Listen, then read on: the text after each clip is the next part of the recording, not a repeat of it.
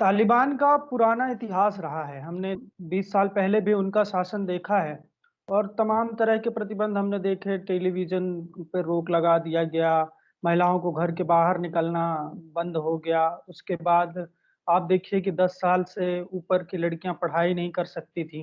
तो उनका पुराना इतिहास भी है और नए शासनकाल में आप देखें कि उन्होंने कहा कि हम महिलाओं को अपनी सरकार में रखेंगे। लेकिन उसके बाद जब सरकार बनी तो कोई महिला उनके मंत्रिमंडल में नहीं है। महिलाओं को घर में रहने के लिए कह दिया गया। उसके बाद आप देखें कि उनको ऑफ़िस में काम करने नहीं दिया जा रहा है। खेल को लेकर उनको उन पर तमाम तरह के प्रतिबंध लगाए गए। फिर आप कैसे देखते हैं इसको? क्या इस्लाम के तहत है ये? ये दावा कर रहे हैं अपने रिपोर्ट्स के अंदर कि हम मतलब एक है औरतों को काम करने की इस्लामिक लॉ के एतबार से काम करने की इजाज़त देंगे। ये सब बातें मैंने अपने रिपोर्टों में कही है और मीडिया में उन लोगों ने इस बात को नशर किया है। और एक फीमेल ने पूछा उसी पर तो उन लोगों ने कहा था कि एक न्यूज़ न्यूज़ एंकर रिपोर्टर ने पूछा था फीमेल रिपोर्टर ने कि आप औरतों को काम करने देंगे क्या? तो उस वक़्त उन लोगों ने कहा था कि हाँ, इस्लामिक लॉ के अंदर हम लोग काम करने उनको देंगे। जिस एंकर की बात आप कर रहे हैं, उसी एंकर को काम करने से रोक दिया गया बाद में। तालिबान क्या कर रहे हैं उससे कतई नज़र इस्लामिक लॉ क्या है वो बता दें। इस्लामिक लॉ के एतबार से एजुकेशन सबसे पहले औरतों की बहुत इज़्ज़त है इस्लामिक लॉ में। यानी इस्लाम के अंदर अगर औरत माँ है तो उसके कदमों के ज़िम्मे नीचे जन्नत बताया गया। औरत बहन है तो उसके भाई को ज़िम्मेदारी दी गई है कि उसका खर्च उठाए। बेटी है तो ये कहा गया कि घर में बेटी आती है तो रहमत आती है। ठीक है? बीवी है तो उनका एहतराम करने और उनकी ज़रूरियात को पूरा करने का शरीयत में हुक्म दिया गया है। तो हर एतबार से औरत की इज़्ज़त, औरत की मदद और औरत के साथ अच्छा सलूक वाशिरुहुन्ना बिल-मारूफ बीवी के लिए कहा गया है कुरान में है ये आयत। तो मुख्तलिफ आयात में औरतों के साथ हर एतबार से अच्छा रहने का हुक्म दिया गया है। बच्चों की सबसे आप कह पहली रहे हो महिलाओं की इज़्ज़त करने का, महिलाओं को आज़ादी देने का इस्लाम आज़ादी का वकालत लफ्ज़ करता है, ठीक है? तो पहले कहा था कि इज़्ज़त का लफ्ज़ कहा, आज़ादी का भी नहीं बोला, आज़ादी का माना। जी, अच्छा, तो हर फिर एतबार से अलग-अलग होगी ना, जिससे कि आप आज़ादी एजुकेशन की बोलेंगे, आज़ादी घूमने की रहेगी, आज़ादी जॉब की रहेगी, तीनों पार्ट्स अलग-अलग होंगे। अगर जी, आज़ादी एजुकेशन की मानेंगे तो इस्लाम की बुनियाद ही एजुकेशन पर हुई है। कुरान का जो सबसे पहली आयत नाज़िल हुई है, उसके अंदर भी एजुकेशन को बताया गया है कि पढ़ना है, लोगों को पढ़ाइए, लोगों को सिखाइए, पढ़ना है। सवाल बस यहाँ पर ये उठता है कि इस्लाम एजुकेशन के खिलाफ नहीं है, तो फिर औरतों पर पाबंदी क्यों है एजुकेशन? जहाँ पर पाबंदी लगाई जाती है, वहाँ या तो 2 बातें होंगी, या तो वहाँ पर कुछ कमियाँ, गलतियाँ ऐसी पेश आई है, जिसकी वजह से एजुकेशन को वहाँ के लोगों ने कुछ हुदूद के साथ लगाने की बात की। आसान अल्फ़ाज़ में ये कह सकते हैं इस्लामिक लॉ में किसी के आप किसी पर भी उँगली उठाए बगैर, किसी ने क्या किया उससे हटाए बगैर, इस्लामिक लॉ के एतबार से औरतों को इस तालीम हासिल करना है और ये तालीम उनको पर्दे में रहते हुए हासिल करना है। को-एजुकेशन जो सिस्टम है ना, इस्लाम को-एजुकेशन सिस्टम के अगेंस्ट ये हो गया साथ में एजुकेशन। पढ़ाई नहीं कर सकते। साथ में पढ़ाई से इस्लाम मना करेगा। उसकी वजह आपको जान लेनी है कि को-एजुकेशन से बहुत सारे मफासिद होते हैं, नुकसानात होते हैं, उससे इस्लाम मना करता है। इसकी वजह से एजुकेशन असल मुद्दा है, को होना मुद्दा नहीं है। औरत की तामीर और औरत को आगे बढ़ने के लिए एजुकेशन की ज़रूरत है आपको और सबको ज़रूरत है। दूसरा सवाल ये था आपका कि औरतें घूमने जाने के ताल्लुक से, बाहर जाने के ताल्लुक से इस आज़ादी के बारे में ऑब्जेक्शन उठाया गया था। तो औरतों को मैंने बताया जैसे कि 78 किलोमीटर्स के अंडर यानी कि लेस देन 78 किलोमीटर्स औरत ट्रैवल कर सकती है। किसी महरम का साथ होना ज़रूरी नहीं है, पर्दे में रहते हुए ट्रैवल करेगी। मोर देन 78 किलोमीटर्स के लिए औरत को कहा जाएगा पर्दे के साथ, महरम के साथ ट्रैवल करें। तो मैं ये कह रहा हूँ कि ग्लोबलाइज़ेशन का दौर है। आजकल लोग बाग एक देश से दूसरे देश जा रहे हैं, अपना बिज़नेस करने के लिए, अपनी स्टडीज़ करने के लिए या कि दूसरे काम हैं। ग्लोबलाइज़ेशन का दौर है, एक देश दूसरे देश से जुड़ चुका है। तो क्या बिल्कुल। सिर्फ़ आप 78 किलोमीटर में महिला को बाँध देना चाहते हैं? देखिए, बाँधना तो नहीं चाह रहे हम लोग। हम ये बता रहे हैं कि 78 किलोमीटर्स के अंदर अगर आप जा रही हैं, तो आप अकेले भी जा सकते हैं पर्दे के साथ। 78 से अबव जा रहे हैं, तो किसी महरम को साथ में रखिए। बाँधना कहाँ हुआ? जाने की इजाज़त तो मिल रही है ना। इस्लाम जो है ना, औरतों की आज़ादी के अगेंस्ट नहीं है। इस्लाम औरतों की सेफ्टी चाहता है। इसी पुरुषों की सेफ्टी क्यों नहीं चाहता इस्लाम? वही बता रहा हूँ, इसी बता रहा हूँ। पुरुषों को भी बुर्का में रखे, उनकी भी सेफ्टी रहेगी। पुरुषों की सेफ्टी की बात अगर कहें आप, तो पहली बात तो ये है कि अल्लाह ताला ने औरतों के अंदर शर्म का मादा ज़्यादा रखा है, ठीक है? पहली बात। दूसरी बात ये है कि काम करने की ज़िम्मेदारी मर्द को सौंपी गई है कि आप बिज़नेस करिए, जो भी अपना काम करते हैं, दिहाड़ी पे जो भी मज़दूरी करे, जो भी करे, लाकर आप घर पे दें। अगर आप ये बोले कि मर्द को बुर्का पहनने के लिए कहेंगे, तो बाहर के काम करना उसके लिए बहरहाल मुश्किल महिला हो जाए। क्यों नहीं कर सकती है बाहर के काम? पहली बात ये इस्लाम में कि मर्द की ज़िम्मेदारी ये रखी गई है इस्लाम की तरफ से कि वो बाहर की जो ज़िम्मेदारियाँ हैं, जो कि हार्ड वर्किंग होते हैं, वो हार्ड वर्किंग काम वो करे। और औरत को ये कहा गया है कि आप अपने घर की रानी बन के रहिए, ठीक है? आप अपने घर की रानी बन के रहिए। आप किसी महिला को बुर्के में रख रहे हैं, सिर्फ़ आँखें दिख रही हैं उसकी और आप एक घर के अंदर उसको रख के और आप कहते हैं कि रानी बन के रहो। उसका खेलने का मन है, उसका जॉब करने का मन है, तो वो अपना कोई भी व्यक्ति अपने अंदर की जो शौक है, अपने अंदर की जो चाह है, उसको मार कर रानी बनकर कैसे रह सकता है? पहली बात कि देखिए, हमारे यहाँ पे कई सारी ऐसी औरतें हैं, जिनको बाहर जाने ना जाने से कोई फ़र्क नहीं पड़ता है। वो घर में रहती है, आराम से रहती है, रानी की तरह मस्त अपना खाती है, पीती है, रहती है। जब उनको ज़रूरत होती है, तो वो बाहर जाती हैं, अपने मॉल से कुछ खरीदना है, खरीद लिया, आ गए वो लोग, आराम से रहती हैं। ऐसा कोई मसला नहीं है उनको। कभी उनको ऐसी फीलिंग नहीं हुई कि उनको ये लग रहा हो कि it's a very hard thing for us, ये हमारी आज़ादी के खिलाफ है, कभी नहीं लगा। ये थिंकिंग जो आप बता रहे हैं, चंद लोगों का माइंडसेट है। आप उनके उनके जीवन में इतने सारे रिस्ट्रिक्शन ला देंगे, तो कैसे घर के बाहर निकलेंगी? नहीं, उनको ज़रूरत ही नहीं होती है, वो चाहती भी नहीं है जाना, कोई ज़रूरत ही नहीं है वही कहती। तो आप कह रहे हो लड़की को पढ़ाना-लिखाना इस्लाम में है, वो पढ़ लिख लेती है। पढ़ने-लिखने के बाद उसके अंदर कैसे ये चीज़ें नहीं होंगी कि मैं भी जाऊँ, मैं भी एक्सप्लोर करूँ, मैं भी अपनी जो मेरे अंदर स्किल है उसको मैं यूज़ करूँ किसी संस्थान में काम करके, तो ठीक है? क्यों नहीं चाहेगी वो? देखिए, आज का ज़माना आप कोई लड़की क्यों नहीं चाहेगी कि वो खेल खेले? मिला के औरत के लिए काम करना, कौन-सी भी स्किल हो, ऐसा कोई ज़रूरी नहीं है कि आपको बाहर जाना ही पड़े उस स्किल को एक्सपोज़ करने के लिए, उस स्किल को फैलाने के लिए। आप अपनी एजुकेशन को किताबों से छाप के दिखाइए, जो इज़्ज़त आपको किताबों से मिलेगी और जो शोहरत आपको इंटरनेशनली कोई लड़की साइंटिस्ट है, जी, क्या वो पूरी लैब अपने घर के अंदर ला सकती है? कोई लड़की स्पेस की जानकार है, तो वो क्या बिना स्पेस सेंटर गए काम कर सकती है, घर में स्पेस खड़ा कर सकती है? ठीक है। इस ताल्लुक से मैं आपको बता दूँ कि हमारी एजुकेशन के ताल्लुक से है, क्योंकि अक्सर जो इंस्टीट्यूशंस है, स्कूल्स है, अक्सर कोएड है ना भई, यूनिवर्सिटीज़ अक्सर कोएड है।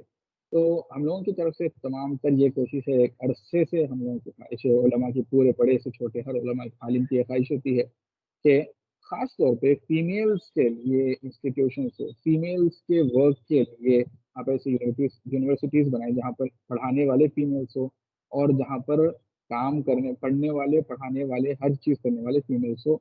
और ऐसे छोटे स्कूल्स है, प्राइमरी लेवल के स्कूल्स तो हैं, लेकिन कॉलेज या यूनिवर्सिटी के लेवल के भी हम चाहते हैं इस चीज़ को। तो जब ऐसे काम की बात आएगी, तो फीमेल्स के लिए ऐसे इंस्टीट्यूशंस होने चाहिए, ये बात की हम राय ज़ाहिर करते हैं।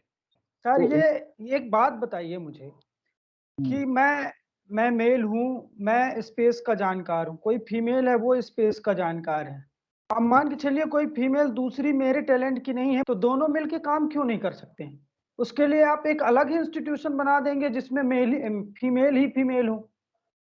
तो हुँ, 2 माइंड मेल फीमेल के मिल के कुछ अच्छा कर सकते हैं, तो क्यों नहीं एक साथ होना चाहिए?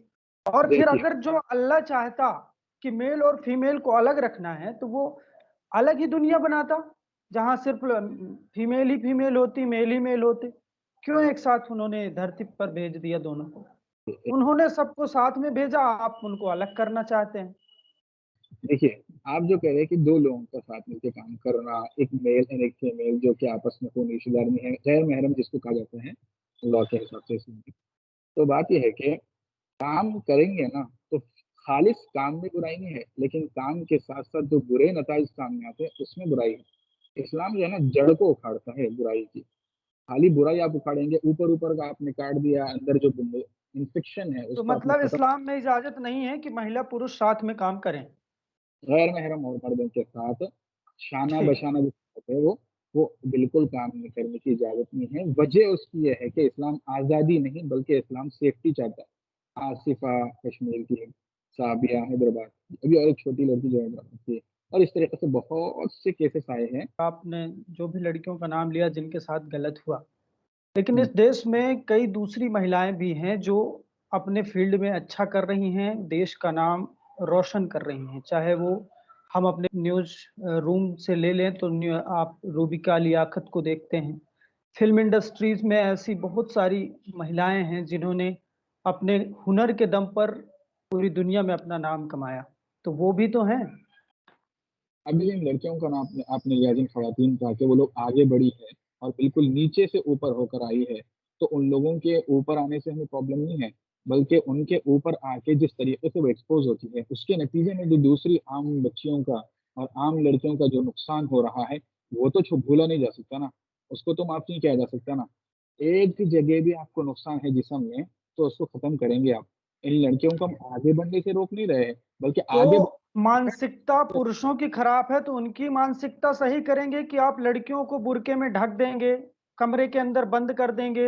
मतलब जिनका जो क्रिमिनल हैं, उनको रोकने की बजाय आप जो विक्टिम है उसको घर के भीतर कैद कर देना चाहते हैं, उसको बुर्के के अंदर आप लाद देना चाहते हैं। आपको जो क्रिमिनल है उसको रोकना होगा ना। इस्लाम ने सिर्फ़ औरतों पर ज़िम्मेदारियाँ नहीं लगाई हैं। इस्लाम मर्दों को भी बहुत बुरी तरीके से गुस्सा करता है, मर्दों को बहुत बुरी तरीके से समझाता है कि अगर तुम लोगों ने नज़रें उठाई है, तो ये भी ज़िना का हिस्सा है। ज़िनल आइन अन-नज़्र, अगर कोई बंदा नामहरम लड़की को, गैर महरम लड़की को देख रहा है गलत नज़र से, तो वो अपनी आँखों से ज़िना कर रहा है। अपने कान से अगर किसी गलत लड़की को, नामहरम लड़की को सुन रहा है, तो वो भी ज़िना कर रहा है। ये तो बातें मरवी है और मर्दों को भी कहा जाता है सुधरने के लिए। लेकिन आप जानिए एक बात, तो थाली 2 हाथ से बजती है, 1 हाथ से नहीं बजती है। तो टू साइडेड वर्क करना पड़ता है। आप सिर्फ़ ये कहें कि मर्द ही सुधरे, औरतों को कोई ज़िम्मेदारी ना लगाए, ऐसा थोड़ी हो सकता है। दोनों अहम है ना भई, मर्द और औरत दोनों भी मुआशरे का हिस्सा है, सोसाइटी के दोनों भी रहने वाले हैं। तो दोनों को मिलकर सारी पब्लिक की सेफ्टी देखनी है। खाली मैं अपने हिसाब से अपने शौक को पूरा करूँगी, अपनी ख़्वाहिश को पूरा करूँगी, चाहे दूसरी आम पब्लिक या कम पैसे वाले या कमज़ोर लोग, उनकी ज़िंदगियाँ बर्बाद हो, मुझे मतलब नहीं है। चाहे लोगों का माइंडसेट चेंज होता हो, मतलब नहीं है। आपको एक सबसे अहम हिस्टोरिकल और लॉजिकल बात मैं बताता हूँ कि आदमी का जो जिस्म या वजूद है ना, इससे बड़ी चीज़ उसकी सोच है, उसकी थिंकिंग है, उसके थॉट्स है कि वो अपने बारे में क्या छोड़कर जा रहा है। लोगों के सामने उसका एक जिस्म नहीं रहेगा, उसका एक चेहरा नहीं रहेगा, सब मिट जाएगा। उसके जो थॉट्स रहेंगे, उसने जो ये तो सोच है ना, मैं वही तो कह रहा हूँ, ये सोच ही तो है जो जिस्म देखता है, जो किसी लड़की का टैलेंट नहीं देखता, किसी लड़की का हुनर नहीं देखता, वो जिस्म देखता है। तो ये सोच का ही है ना मसला। तो ये सोच सही होना चाहिए ना।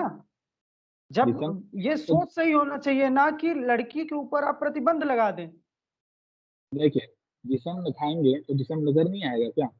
आप ये देखिए, अभी आप ऐसा थोड़ी कह रहे हैं, आप सामने एक बिल्डिंग खड़ी हुई है, तो ऐसा नहीं हो सकता कि भाई बड़ी 30-30 फ्लोर की बिल्डिंग खड़ी है, बिल्डिंग नज़र नहीं आ रही है, भाई ऐसा नहीं हो सकता है। इसलिए ये कहा जाएगा, दोनों को कहा जाएगा कि आप अपने टैलेंट को यूज़ करिए।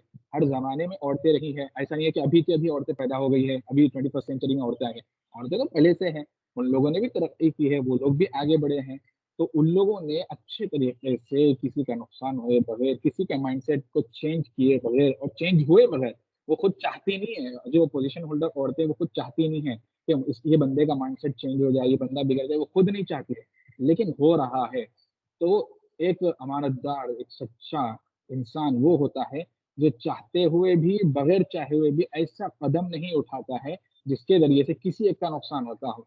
अगर आप मेरी ख़्वाहिश, मेरी मर्ज़ी, मेरी आज़ादी का नाम लगाकर दूसरों को नुकसान पहुँचा नहीं रहे आप, पहुँचने वाला भी अगर आप काम कर रहे हैं, तो ज़रा आप सोचिए, in this way they are being a criminal, in this way, इस तरीके से अगर आप सोचे, तो वो क्रिमिनल बन जाएँगे। आज़ादी के खिलाफ नहीं है इस्लाम, हिफ़ाज़त की ज़िम्मेदारी ज़्यादा मैं होती कह है। रहा हूँ इस्लामिक कंट्रीज़ में रेप नहीं होते क्या? अगर जो वहाँ पे तो सब लड़कियाँ बुर्के में रहती हैं और लड़कों को भी अच्छी शिक्षा दी जाती है कि आपको औरतों की इज़्ज़त करनी है। तो फिर वहाँ रेप नहीं होते क्या? पहली बात, इस्लामिक कंट्रीज़ में रेप नहीं होते हैं, ये सवाल आपका जब है, तो इस्लामिक कंट्रीज़ में ख़वातीन कितना अपने आप को पाबंद करती है और इस्लामिक कंट्रीज़ में कितना सही में तालीम दी जा रही है, ये सवाल होता है। आपको बता दूं कि इस्लामिक कंट्री से अगर आप उठाकर देखिए इस्लामिक हिस्ट्री को, जहां पर इस्लाम को सही से फॉलो किया जाता था, उस जमाने में रेप की शरह कितनी कम थी वो देखिए आप।